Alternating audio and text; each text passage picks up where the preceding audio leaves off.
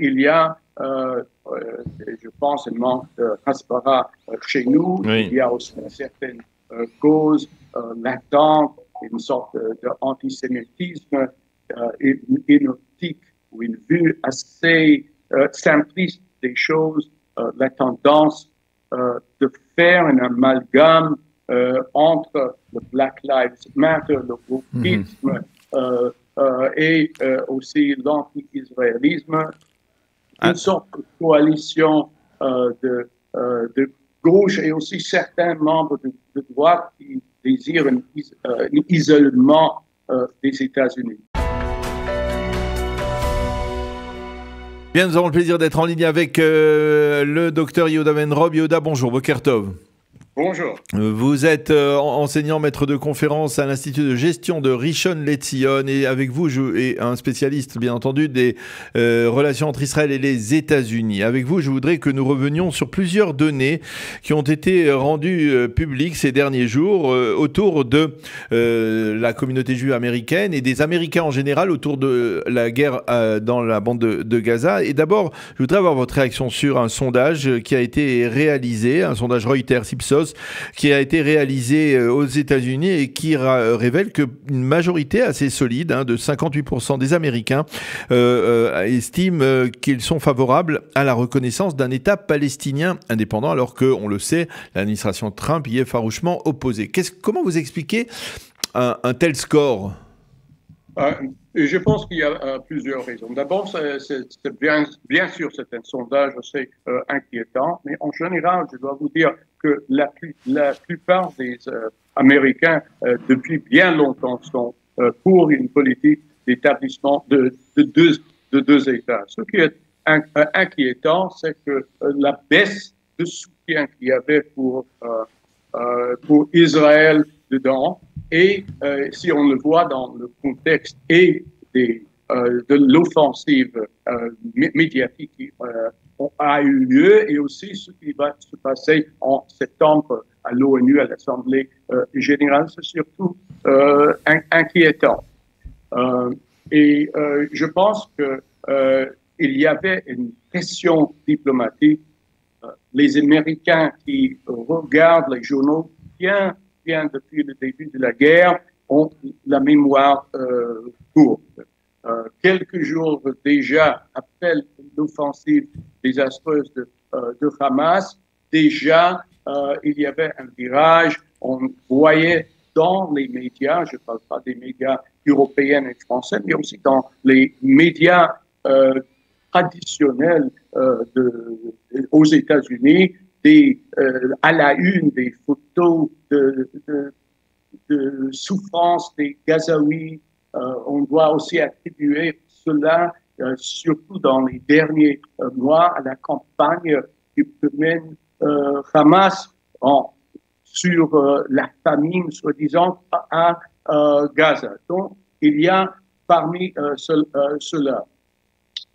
Aussi, il y a, je pense, un manque de transparence chez nous. Oui. Il y a aussi une certaine cause latente, une sorte d'antisémitisme, une optique ou une vue assez simpliste des choses, la tendance de faire un amalgame entre le Black Lives Matter, le wokisme, et aussi l'anti-israélisme, une sorte de coalition de gauche et aussi certains membres de droite qui désirent un isolement des États-Unis. C'est important. Ensemble. Voilà, alors tout ça se mélange ensemble. Alors, c'est-à-dire, d'une certaine manière, ça confirme, on va dire, que le mouvement démocrate américain, il est grosso modo, globalement, on va dire,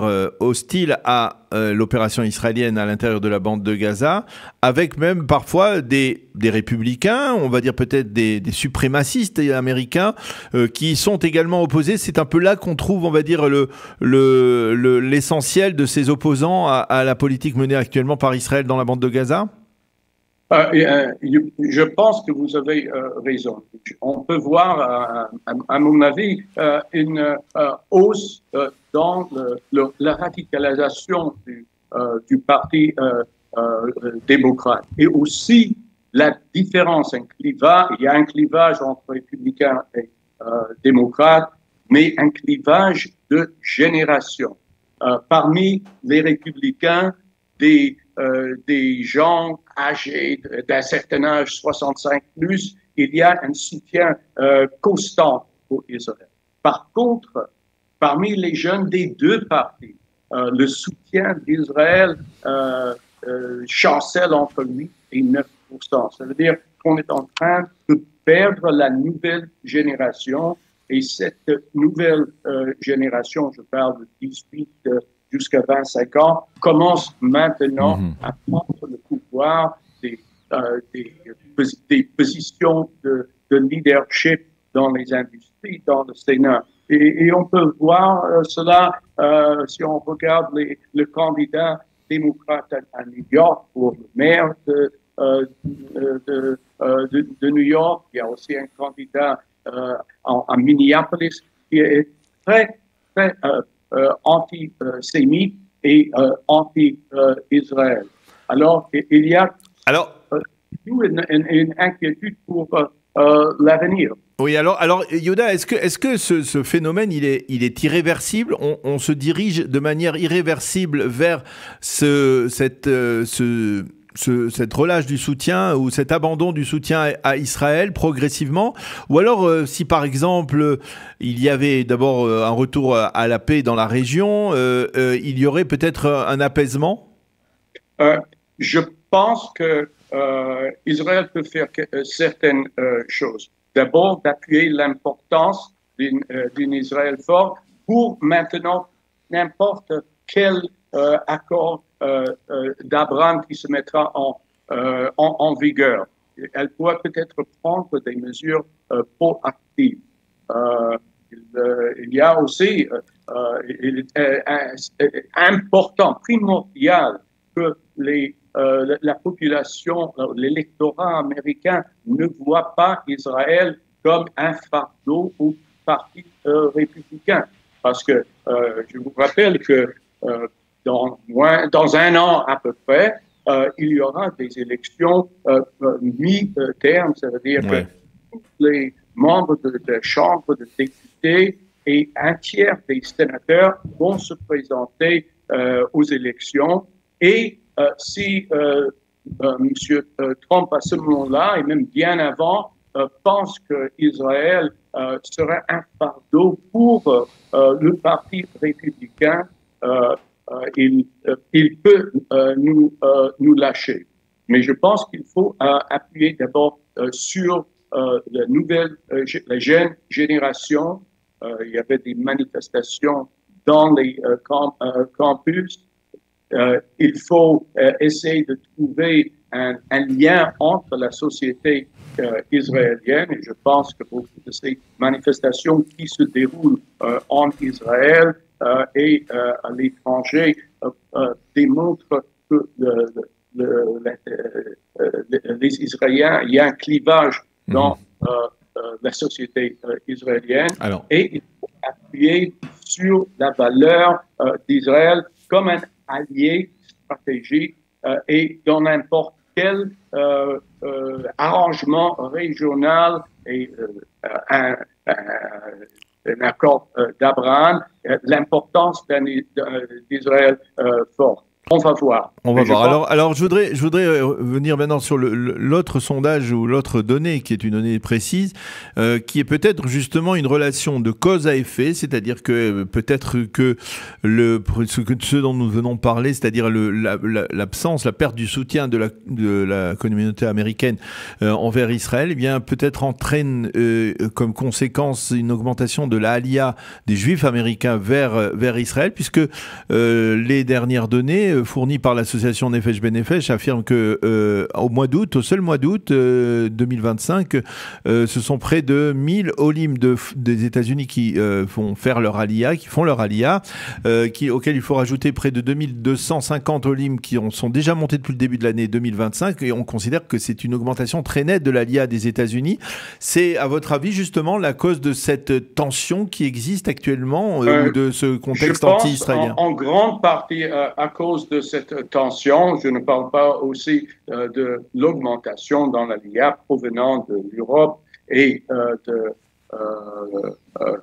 la France en particulier, mais je pense qu'il y a actuellement aux États-Unis une ambiance de manque de sécurité pour des Juifs. Je ne dis pas que la population américaine juive est en danger imminent, mais c'est très, très difficile pour un étudiant juif dans des universités de Haute-Marne de pouvoir exprimer ses opinions, tandis que dans les salles de conférence, les professeurs qui sont souvent mises grâce au fonds des Qataris émettent des opinions racistes.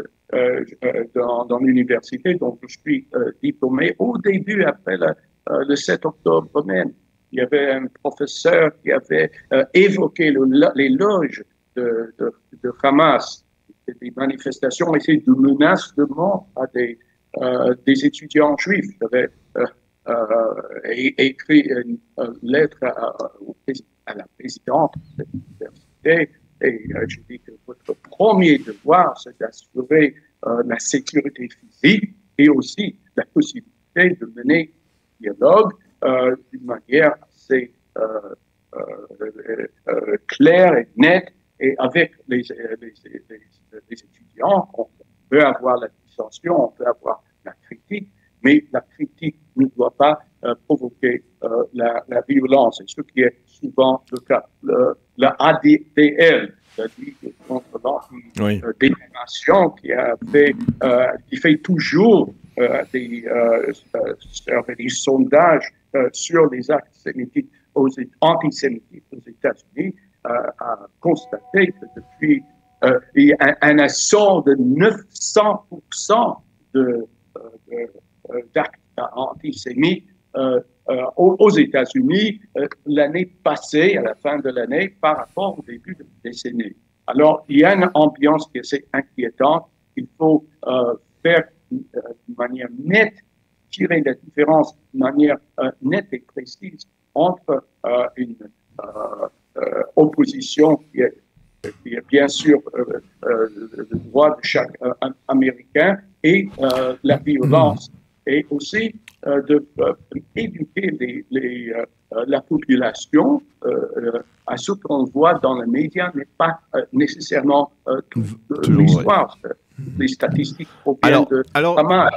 Alors, je voudrais Yehuda, pour terminer, avoir votre appréciation concernant justement la communauté juive américaine et sa relation avec Israël. D'un côté, on voit cette augmentation de l'aliyah. D'un autre côté, on parle beaucoup d'une sorte d'éloignement de la communauté juive américaine par rapport à Israël. Alors, comment on fait comment on marque, on va dire, ces clivages dans la société? Est-ce que, par exemple, on peut dire que globalement, dans les mouvements réformistes et peut-être même conservatifs, il y a un éloignement de la communauté par rapport à Israël, et que l'aliyah des Juifs américains, elle provient plus généralement du monde orthodoxe, moderne orthodoxe, sioniste religieux? Pas seulement des sionistes religieux, modern orthodoxes, mais les Juifs aux États-Unis ont toujours voté d'une manière peut-être de plus de 70 à 80% pour les démocrates contre les républicains. Ils se voient souvent comme progressistes, humanistes, et donc ce qui se passe maintenant et les campagnes médiatiques que mène Hamas, tout comme elle a préparé cette invasion, cette guerre contre Israël. Elle a aussi très, très bien préparé la campagne médiatique. Alors, bien sûr, cela a contribué, mais je pense qu'il est important, hyper important pour nous de travailler sur les jeunes électeurs, de travailler sur les étudiants, de ne pas accepter dans n'importe quelle université, dans n'importe quel forum public qu'on maudit Israël. Il faut travailler surtout avec eux. Il faut aussi amener en Israël des jeunes législateurs, essayer de montrer que la situation n'est pas claire et nette comme il faut. Il y a une force qui veut effacer Israël de la terre, et c'est le Hamas, c'était dans sa charte. Et il faut comprendre que le Hamas n'est pas un mouvement de libération, mais c'est un mouvement terroriste qui menace et menacera, si elle a la chance, Israël dans l'avenir. Eh bien, docteur Yehuda Weinrop, merci beaucoup pour toutes ces précisions. C'était extrêmement important et intéressant de dialoguer avec vous. D'abord, donc, sur les tendances prononcées, on va dire, des Juifs, des Américains en général, contre, on va dire, la politique menée actuellement par le gouvernement israélien dans la bande de Gaza, et aussi, donc, l'alia des Juifs américains qui est en train de s'intensifier, on va dire, comme conséquence, d'une certaine manière, de ces tensions qui règnent actuellement aux États-Unis. Merci beaucoup d'avoir été avec nous ce matin, docteur Yehuda Weinrop. À bientôt, bonne journée. Je vous remercie, ce fut un plaisir.